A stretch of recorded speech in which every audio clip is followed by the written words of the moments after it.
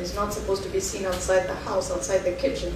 A man is not supposed to be seen inside the kitchen. Same thing now with digital things. A woman is not supposed to be seen, climbing a telecommunications mast or, fixing things and such. Affordability with regards to gender-based poverty. Now this was interesting. With certain cultures, unapata, the man is supposed to come home with something to give to the wife. So for example, a smartphone. That hinders the women's access to this smartphone because the man has not brought it home. And man has not brought it home as a result of affordability, right? You've got accessibility to digital hubs. As we heard earlier, we have very few digital hubs within our locality. So we have very big constituencies, very big wards, and you may not even find a single, a single cyber in one of the wards in it. And then you've got gender roles again. So question 3. We've got, in what ways do current digital policies and initiatives address or fail to address the specific needs of women and girls in Mombasa? So we've got political differences. We've heard that unapata, there's some times where if you're seen to be opposing the current regime or the current person in charge of a constituency or a ward, they lock you out of these opportunities that are free. It doesn't harm them to lock you out, but just because wameona unampinga, they lock you out of such things, just being petty. Limited access, of course, because of infrastructure here. Gender policies. We've got security issues. This ties in as well with gender, because unapata, there's sometimes where opportunities are there, but they're in a place that is not exactly too safe. Unapata, it's at a time when it's not safe for a woman to be out alone, or to, And then you've got social norms, of course. And now I hand it over to my colleague.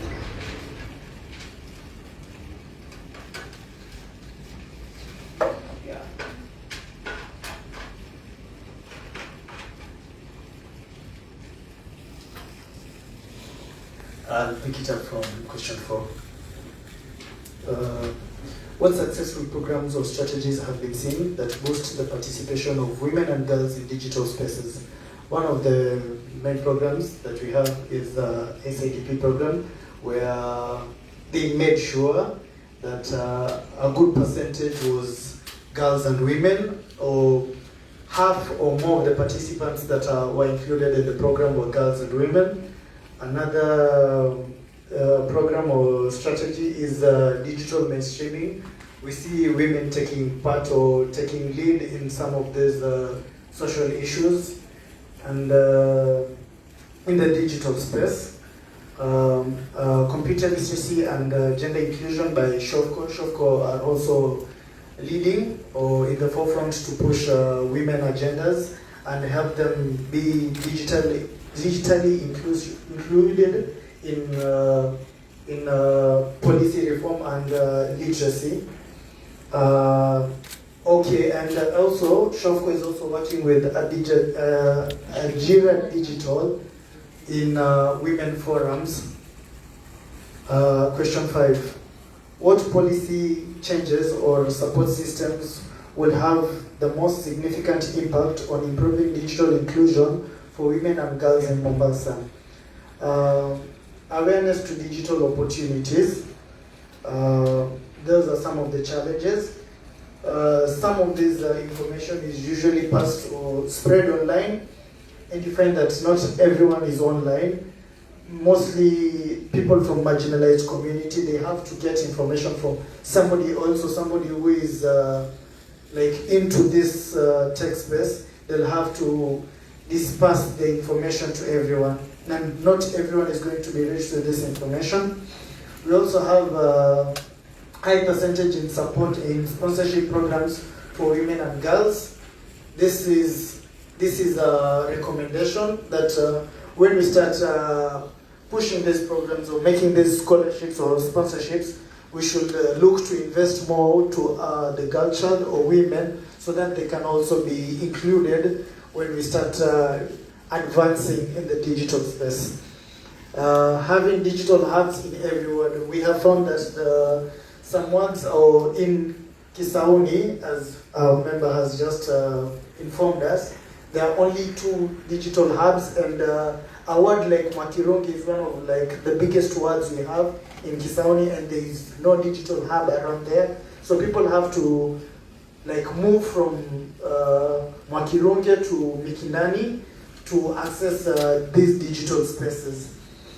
Early introduction to tech for the girl child.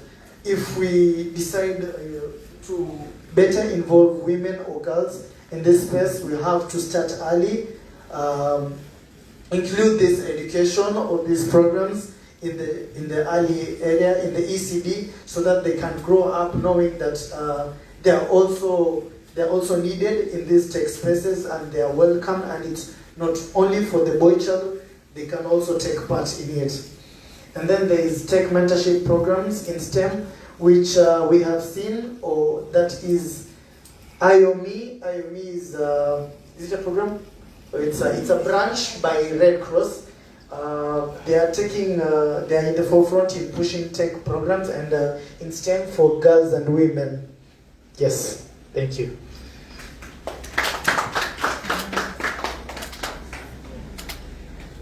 Oh, sorry. Your group or any other? Anyone with any additional question? I think I'm going to add on the question 1, which says what are the main barriers that prevent women and Okay, what are the main barriers that prevent women and girls in Mombasa from benefiting fully from digital technology? This is not only in Mombasa. Speaking from experience, I'm a woman in tech, cybersecurity and networking. Companies don't hire women, okay? Yes. That is especially in tech, okay? I have applied when I was beginning my career back then. I remember applying to several companies and they just told me point blank, we don't employ women. And okay, I'm kind of argumentative and competitive sometimes. Yeah, I asked them why don't you apply, why don't you employ women? And women don't do anything. I'm waiting paraga juice, by the way, paraga hata polls. Because of that, I made it my mission to be able to paraga where men paraga so that I can get that job. Kwa sababu wanakwambia and it was so heartbreaking. I'm good at networking, but they won't employ me because I'm a woman. Okay? That is one thing. And then now on the what policy changes or support system, easy kampuni. Zijifunze kuemploy women. Okay? I never wear like a girl, but those who know me, I always wear like a boy so that I can be able to parag anywhere when I'm told to. So that I get that job. I remember when we were setting up our radio, so Iliport has an FM. I was part of the engineering team, the networking team that was doing. Hizo polls niliparaga. Okay? Simply because sikutaka kuambiwa you are a lady, you don't do anything. And in our tech team, those who know Swahili, but our tech team, I'm the only lady. Okay? And they call me, hata saa zingine, okay, we do work mpaka usiku. They're like, we ni mwanamke, you see. They used to put me aside in the beginning until I made sure hata wakipiga simu saa 9 usiku niko job. You get? So if companies could include women, because you're going to discourage women from actually being in STEM. Okay? Kwa sababu they're and apia I won't blame the companies, I will also blame the ladies. Tunapanga unaita nini slay queens. Okay? Hiyo pay imetuharibia CV slay queens. Na mimi I never wanted a job in nitakaa tu kwa computer I do. No, I like the exciting things. You know, ukitaka inakoroga kichwa. You have to configure this, you have to configure. Na hiyo watu wengi wanaume ukiangalia, there are very few women who do networking. Anthony, you can attest that. And cyber security. Kwa nini? Wengi wenye wako they are software developers. They just prefer sitting down, kwa laptop or something. So if companies could like change that mindset, yeah. Thank you. I feel like that is a social norm or a stereotype that we are looking forward to change in the coming days, where we feel like women are maybe not use weak, but are vulnerable, and that these spaces are not for them, but for men. But as we continue, we will, I bet companies are working on changing that and looking for more inclusion for both men and women. Yes.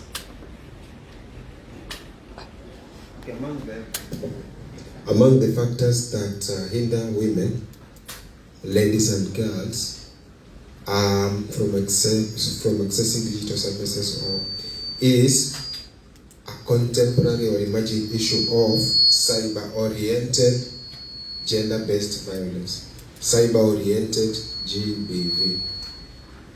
You find a lady posting content on Facebook faithfully, but just go to the comment section. You will see how abusive responses that lady would have. So it's cyber-oriented, gender-based violence.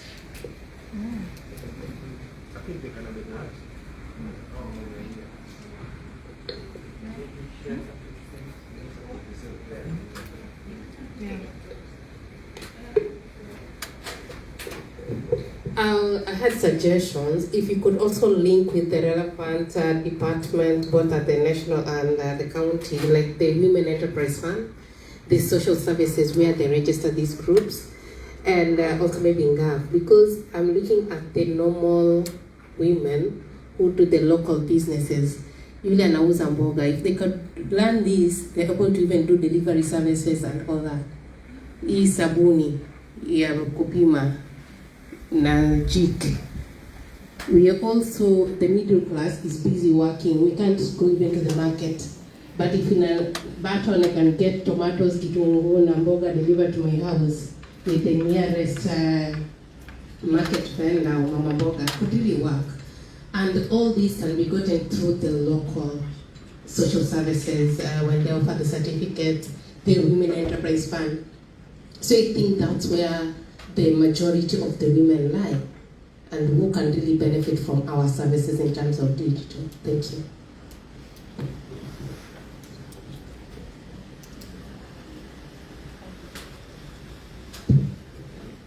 Yeah, I just want to build in on Omar's point. I think, what is the name? Fear of being judged, right, online. Also contributing to what Miki said, as a woman also in tech space. Well, not me initially, but yeah, I think it's very discouraging seeing the not even just men, because I think it's becoming like a stereotype that it's the men who are pulling the women down, but perhaps it's also women pulling women down. Story for another day. But I think building on his point, there is that fear that perhaps if you put yourself out there as a woman in the digital space, perhaps you might not be taken in the seriousness that a man in the same space might be taken in that seriousness. I think this we didn't discuss, but I had it coming in my mind that the main barriers are men, of course men that are stereotyped, because you remember the Chief Justice saying there is a lot of cyberbullying. What Omari was saying is being pulled by men, not only the president, even men that work under her, that actually are not in a position.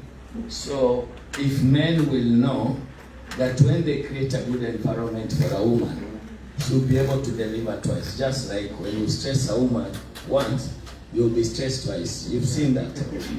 So I think that is the challenge that we have. If we will know the power that women have, women can do 7 things at the same time. A man will only be able to look at news. The woman is cooking. She asks for water. The man brings water. The bed, not many of Armenia, maybe 1 out of 10, they know how to make their beds. Is that to women? Okay, Yeah, you are not married, so. Oh wow.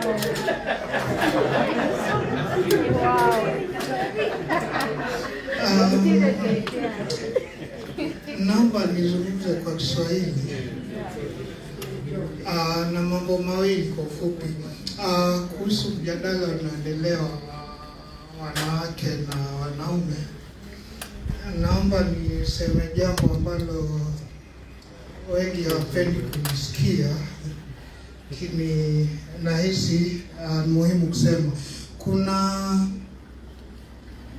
Tumekuwa tukiambizana kwamba ukiwezesha mwanamke umewezesha jamii nzima.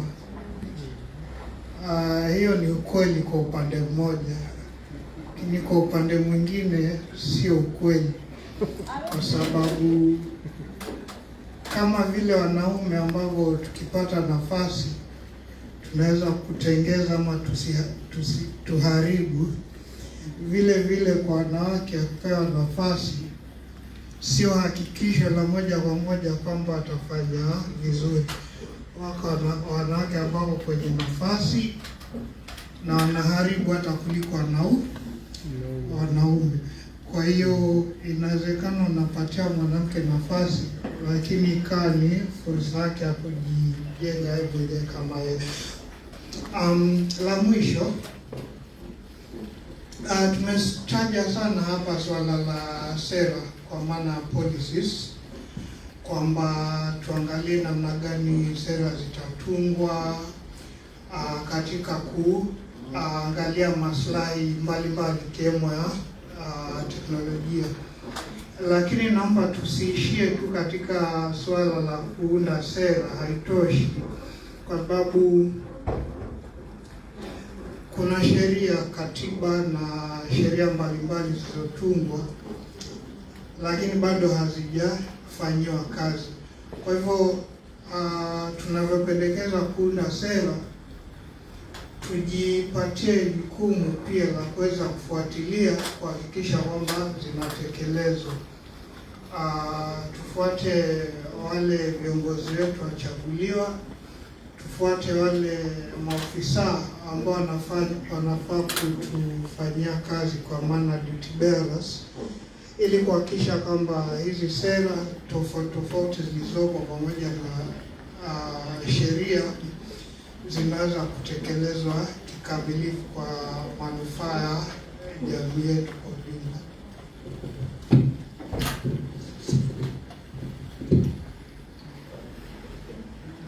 Okay, maybe how many more? One more, just one more. Habari zetu tena. Okay, mimi ningependa kusema kitu kimoja. As much as tuna wasukuma wanawake,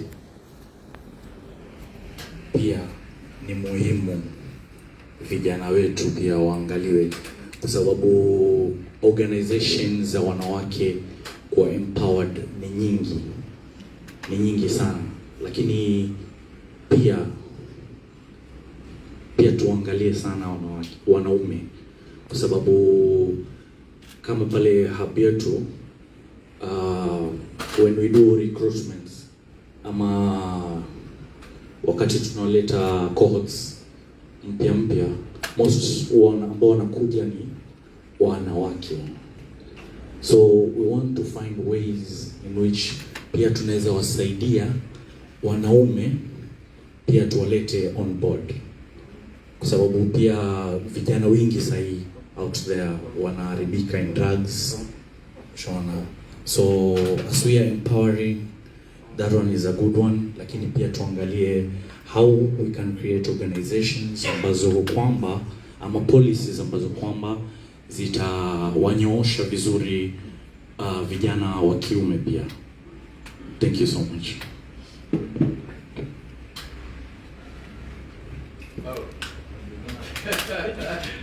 Okay, very quick.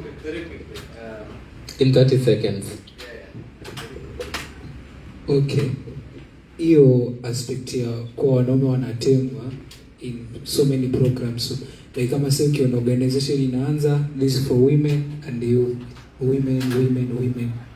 So I feel women are being used here for donor, like people seek funding using women. Ukitumia wanaume pale utapata do. Yeah, that's what I view. We respect your opinion. So also in 30 seconds, I think we are digressing. We have to get back. Thank you so much. I think there is one thing that we need to keep in mind. Kuna kitu yenye tunaangalia ni vulnerability context gani yenye iko. It's not about exclusion, and then also badili ya point fingers. Watu wenye tunasema wanaume wanakuwa excluded. What are you doing you as a person? Kwa sababu from those statement inamaanisha you are waiting for another person to do so that you can join. Then what are you doing? And then also the other thing is there's the issue of intersectionality. Hatuwezi sema kwamba vijana wameachiliwa. Tunaangalia kama ni issue ya women, kuna huyu mtu mwenye ni mwanamke, at the end of the day bado yeye ni kijana, at the end of the day is still a young mom. So ni vipi tutaacha hii blame game and everyone plays their part.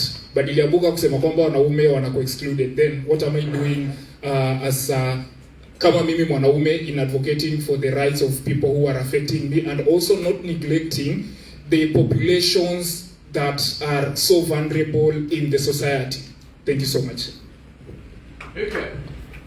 I believe that's it for group 3.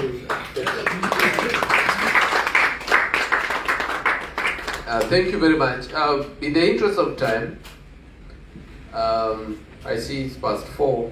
I'd like to combine the last part.